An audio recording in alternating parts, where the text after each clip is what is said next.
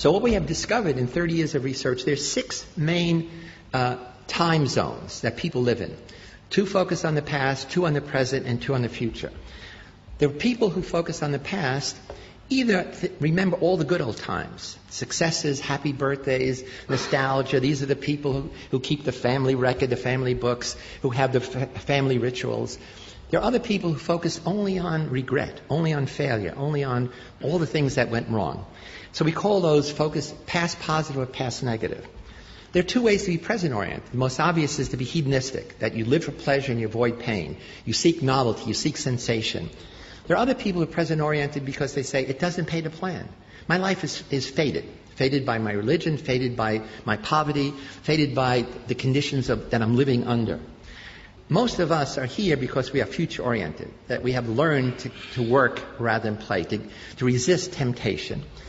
But there's another way to be future-oriented. Depending on your religion, life begins after the death of the mortal body. To be future-oriented, you have to trust that when you make a decision about the future, it's going to carry out. If you have great inflation, you don't put money in the bank because you can't trust the future. If there's instability in your family, adults can't keep their promises to you. The closer you are to the equator, the more present-oriented you are. The more you're in an environment where climate doesn't change, it gives you a set of imagining sameness rather than change.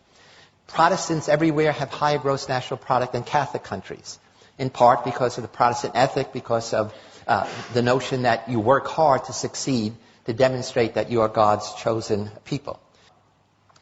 My family comes from Sicily, and in Italy there is a political movement called La Liga to cut Italy in half, to have North Italy and South Italy, cut it just below Tuscany.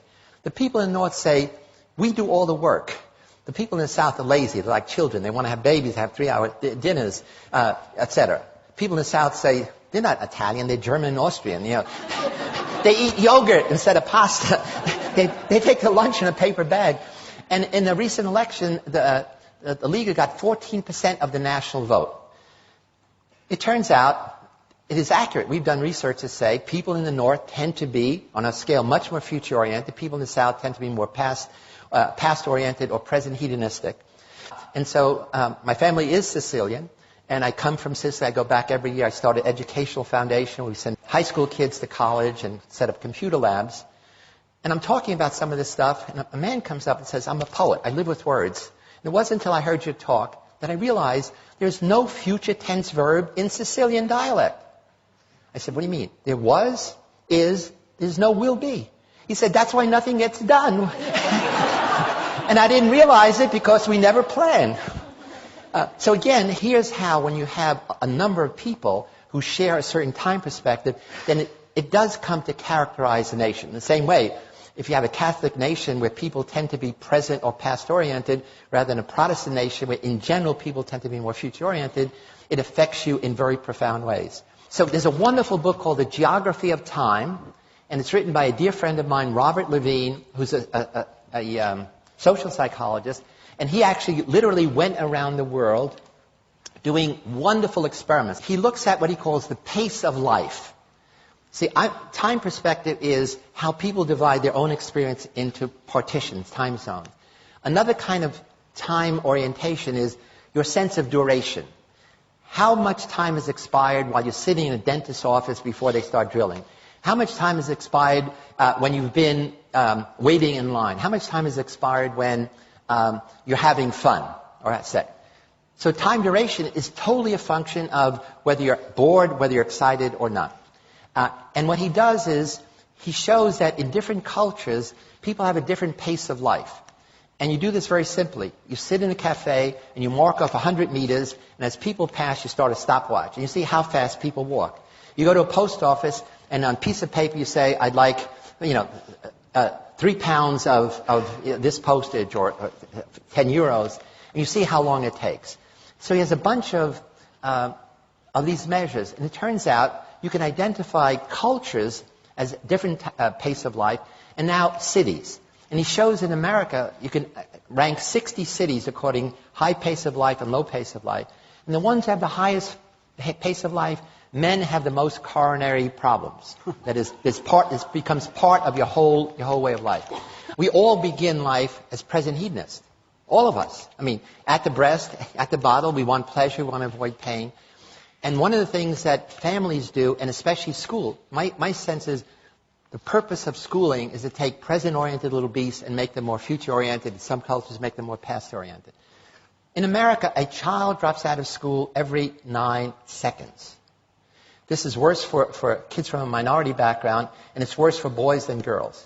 There's actually a disaster recipe developing among boys in America, literally dropping out of high school, college, and it's not simply poor performance. One of the problems is, a recent study shows that by the time a boy is 21, he has spent at least 10,000 hours playing video games alone. Probably more watching pornography alone.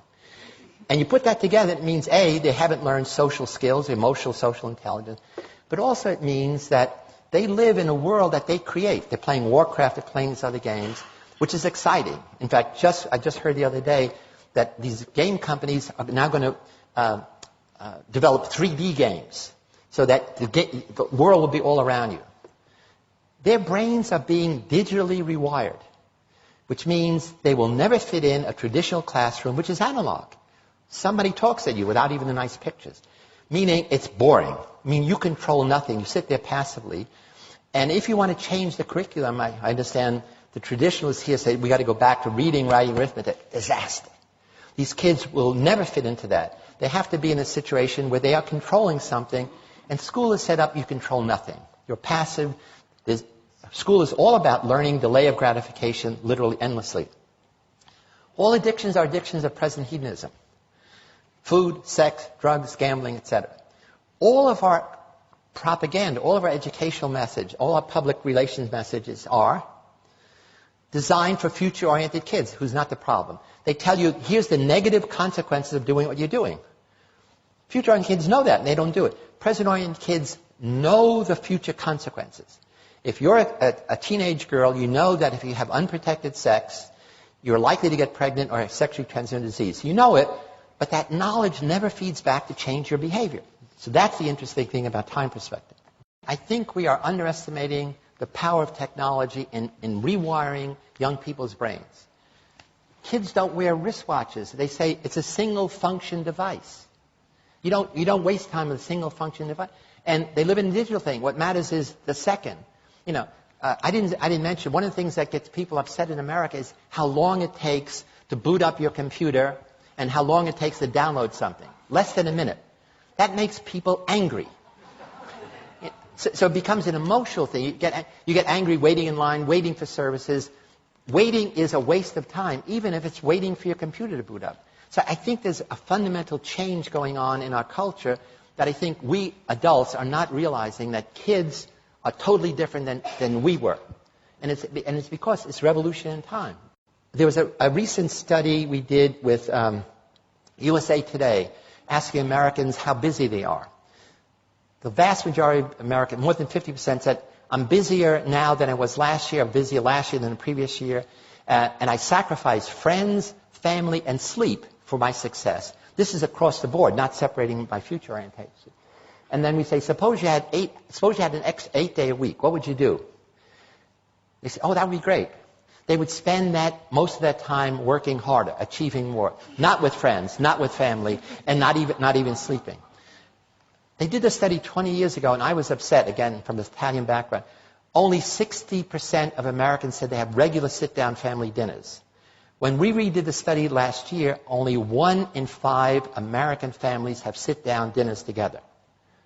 In America, we talk about family values. You can't have a family value if you never have family meals together. I think many of life's puzzles can be solved by simply understanding our own time perspective and that of others. Lots of conflict we have with people is really a conflict in different time perspectives. Once you're aware of that, you stop making negative attributions like you're dumb or you're childish or you're pig-headed or you're authoritarian. It's really the most simple idea in the world.